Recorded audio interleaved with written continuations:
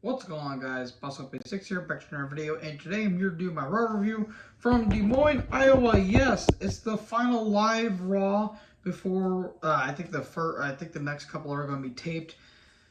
And well, the Bloodline are taking over. They're going to destroy everyone in their path just to send the message to the entire locker room. And man, this show really wasn't that great. There were some good moments.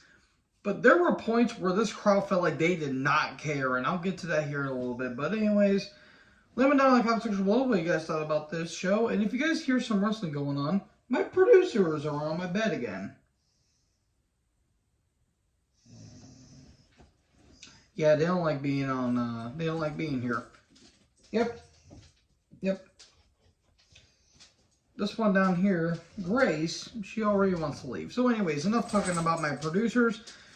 Heyman's backstage and he talks about how he's advocate, the tribal chief, and well, we'll be keeping a close eye on everything that's going to be happening tonight. And Cameron points down to Roman sitting in a chair, and he says, "I want to destroy Owens. I'll do anything I can to get my hands on." So then we hit the backstage where the Bloodline are attacking Ali and some security members. Okay, that's kind of a theme throughout the entire show. They're going to destroy everyone in their path, which I kind of like. I kind of like how they're going to be doing that.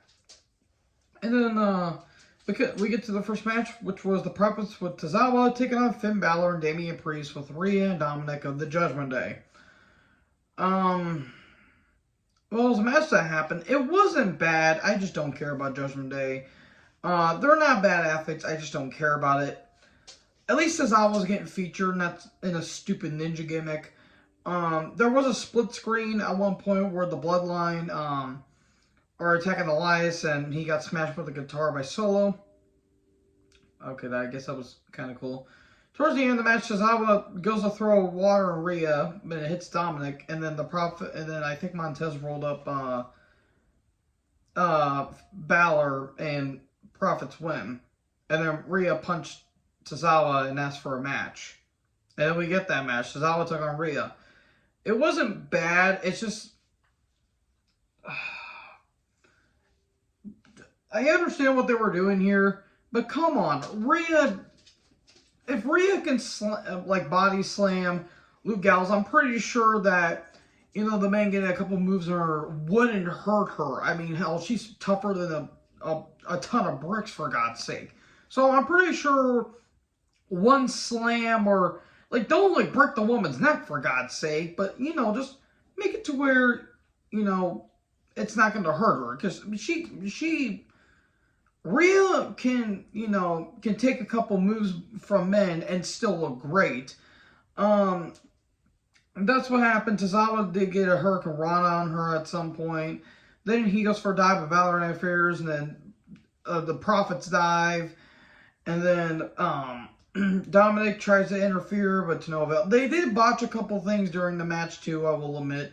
Rhea went to go for a powerbomb, but Tozawa kind of just noped out of it in some ways. And anyways, Riptide and Rhea wins. Okay, moving on. Then we had a recap of Rollins and Lashley. And Pierce just wanted to talk with Kathy Killen, my goodness. To talk about, well, what's the update on Bobby Lashley? And they're like, well, Lashley, we're gonna sell this like men, but that's gonna be our business, nothing against you. And then Pete shows up and he wants to talk about, hey, what's going on with this Lashley situation? And then a referee shows up and be like, hey, there's some more Bloodline are attacking more people. We need to go ahead and stop them. So I'm interested in what they're going to be doing here with MVP, because I've been hearing rumors they may be slowly trying to reform the Hurt Business, which they never should have broke up in the first place, even though I understand why they did it. But in all honesty, it really didn't work out for Lashley, and it certainly did nothing for Shelton and Alexander. So yeah, I wouldn't mind seeing the Hurt Business reforming.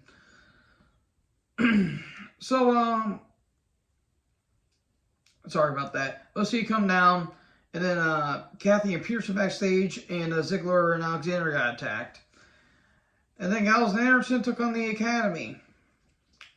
Gable took the pin. In other news, water is wet. The Gallows Anderson win. The crowd really wanted Otis for some bizarre reason. Interesting. I guess Otis is starting to get over with the crowd again, despite them trying to make him a heel. And all of a sudden, the Bloodline attack. And then Pierce and security come down to the ring. And then Styles tries to attack. He wants a match with Sammy. Okay. We get a recap of number one contenders for the women. And then Styles Pierce backstage again. They want a Styles gets a match with Sammy. And we have a sit-down interview with Bianca and Bliss. They tried. They really did try. I did not care. Please don't let Alexa win. Please don't. That's all I'm begging you. They're going to be having a women's style match in a couple weeks. So the first Raw of the new year. And then Bianca talks about, oh, you're going back to the dark side and all that stuff. And Bliss hits Bianca with the vase. So I guess Bianca, or I guess Bliss is now heel. Okay. I really did not care about this. Speaking of things I did not care about, neither did the crowd, Miz took on Loomis with Gargano in a ladder match. This Mako down is one of the most boring ladder matches in a dog's age. This thing was a bore. This crowd did not care. Especially for maybe one or two spots, they did not care about this. There was a superplex from a ladder that was bricked from the second rope. That was actually kind of cool, not going to lie. And then a ladder gets into the crotch. This thing went forever, it felt like. And then Loomis gets shoved off the ladder. Well, they both fall off the ladder. And this crowd literally could have cared less. I mean, they could have went through the ring and the crowd wouldn't have cared.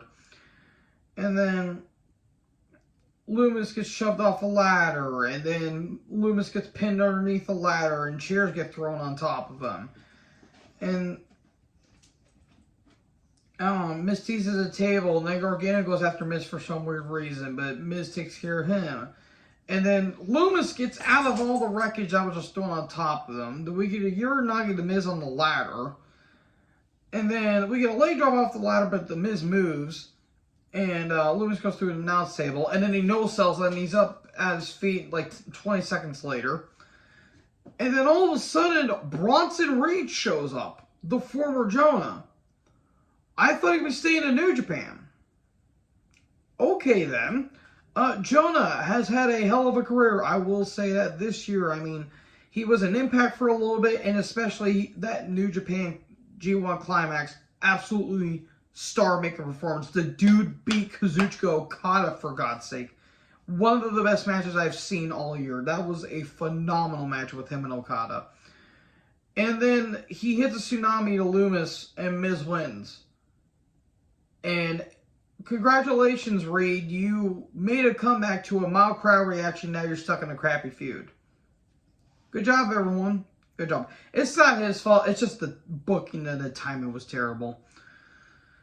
So, okay, he's now aligned with Miz, meaning this feud's not going to end soon. Hooray! Rollins backstage. We get a recap of the Bloodline attacks. And then, Sammy took on Styles. Good match as always. Styles kept going for the phenomenal forearm, but he kept getting blocked. And then Solo shows up. Orford gets distracted. Samoan Spike. Blue Thunder Bomb. There you go. Sammy wins. The Pierce shows up. And then he says, hey, you gotta get out of here. You gotta get out of here. And then Rollins comes down. And he talks about the U.S. title match that he's going to be having in a couple of weeks against Theory. The Theory shows up. Seth cuts a really good promo. Theory is also there.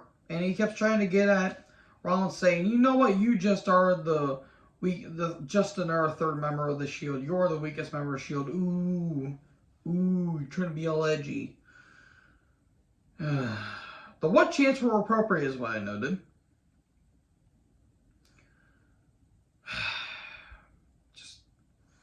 Theory's not a bad worker, but promos are not his forte, I will say that. Neither is charisma or personality. So Rollins says, well, you're right. I'm not just the mountain, I am the mountain. Or I'm not the peak, I am the entire mountain. I'm Mount Everest. The title doesn't make the man makes the title. How about we have our match right here, right now? And then he's like, wait, whoa, hold up. We got some company here. And then the Usos show up. And then Theory leaves, then Rollins tries to fend off, and then all of a sudden Kevin Owens shows up. We're going to be having a tag match, playa. And Security and Pierce come down. They want a match. You're going to have a match later on. Lynch backstage. She says, this isn't the Bayley I knew. This is a new Bayley. Will it be 1-on-1 or will it be 3-on-1? We'll find out. Bayley Damage Control took on Lynch. The crowd was actually anticipated for this. This was a really good match. Really good match. There were times where it was a bit slow and the crowd was kind of out of it, but when the women were on it, there was some really good stuff. It's Becky and Bayley. What else do I need to say? Commentary was not good, but then again, it's Kevin Patrick. Nothing against him personally. He's just not a good commentator. And Corey Graves, everything about him is terrible. Stop trying to be a Bobby Heenan wannabe. God, Jesus Christ, dude, you are terrible at being a heel commentator. So, at one point, even Dakota get ejected, and Lynch had a TV monitor for some reason, and then it turns out that, oh, Bayley used TV monitor. Rose Plant, there you go. Bayley sneaks away with a win. Again, this was good stuff. This was really good stuff. Then we get a recap of the Usos, Rollins, and Owens situation. Rollins and Owens are backstage. They're like, hey, we remember when we were fighting over to see who would get, an opportunity to, have a showdown with Stone Cold at Mania. Yeah, you remember those times? Look how that turned out for the both of us. So Rollins and Owens took on the Usos. This was a great match. Really good match. Until the finish.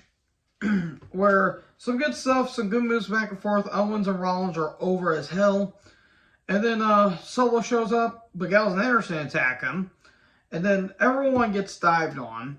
Solo gets sent into the post. And then Jay gets curb stomped on the floor. And while Owens is battling Jimmy on the top rope, Austin Theory attacks Rollins. And then we get a back and forth. We get counters and counters and counters. Owens kept going for the pop-up powerbomb. He eventually does. And there you go. Owens and Rollins win.